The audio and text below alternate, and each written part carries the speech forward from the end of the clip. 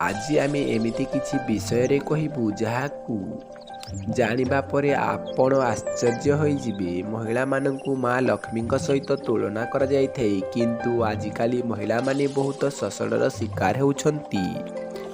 ଆଗରୁ ମଧ୍ୟ ଏମିତି ହେଉଥିଲା। ବର୍ତ୍ତମାନ ଆମର ଏତେ ଆଇନ ସୁବିଧା ଥାଇ ମଧ୍ୟ ଏହାକୁ ବନ୍ଦ କରାଯାଇ ପାରୁନାହିଁ।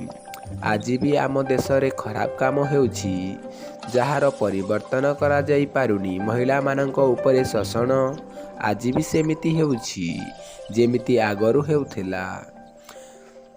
ଦେଶର ମହିଳାମାନଙ୍କର ସୁରକ୍ଷା ପାଇଁ ଅନେକ ଆଇନ ବହିରେ ମଧ୍ୟ ବର୍ତ୍ତମାନ ମହିଳାମାନଙ୍କୁ ଖରାପ କାମ ପାଇଁ ଅଳ୍ପ କିଛି ଟଙ୍କାରେ ବିକି ଦିଆଯାଉଛି। ଆମ ଦେଶରେ ଏମିତି ଏକ ଜାଗା ଅଛି ଯେଉଁଠିକି ମହିଳାମାନଙ୍କୁ ଗୋଟିଏ ବର୍ଷ ପାଇଁ ନିଜର ସ୍ତ୍ରୀ ଭାବରେ କିଣାଯାଉଛି। ଏହା ଶୁଣି ଆପଣ ନିହାତି ଭାବେ ଆଶ୍ଚର୍ଯ୍ୟ ହୋଇଯାଇଥିବେ, କିନ୍ତୁ ଏହି ଖବର ସମ୍ପୂର୍ଣ୍ଣ ଭାବରେ ସତ୍ୟ ଅଟେ। ଏମିତି କାମ ଆମ ଦେଶର ମଧ୍ୟପ୍ରଦେଶର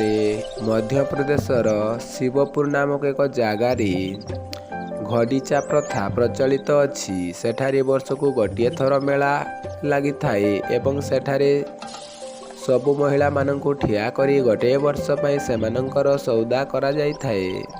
ସେଠାରେ ପୁରୁଷମାନେ ଆସି ନିଜ ପସନ୍ଦର ମହିଳାମାନଙ୍କୁ ଟଙ୍କା ଦେଇ ଗୋଟିଏ ବର୍ଷ ପାଇଁ ନିଜର ସ୍ତ୍ରୀ ଭାବରେ କିଣି ନେଇଥାନ୍ତି।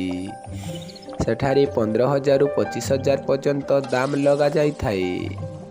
ଏହି ପ୍ରଥା ଅନୁସାରେ ଝିଅମାନଙ୍କର ଘର ଲୋକ ପୁରୁଷମାନଙ୍କ ଠାରୁ ଟଙ୍କା ନେଇ ସେମାନଙ୍କୁ ତାଙ୍କ ସହିତ ବିବାହ କରିଥାନ୍ତି। ଯେଉଁ ପୁରୁଷ ଅଧିକ ଟଙ୍କା ଦେଇଥାଏ ସେହି ମହିଳାଙ୍କୁ ଗୋଟିଏ ବର୍ଷରୁ ଅଧିକ ସମୟ ପର୍ଯ୍ୟନ୍ତ ମଧ୍ୟରେ ପାଖରେ ରଖିଥାଏ।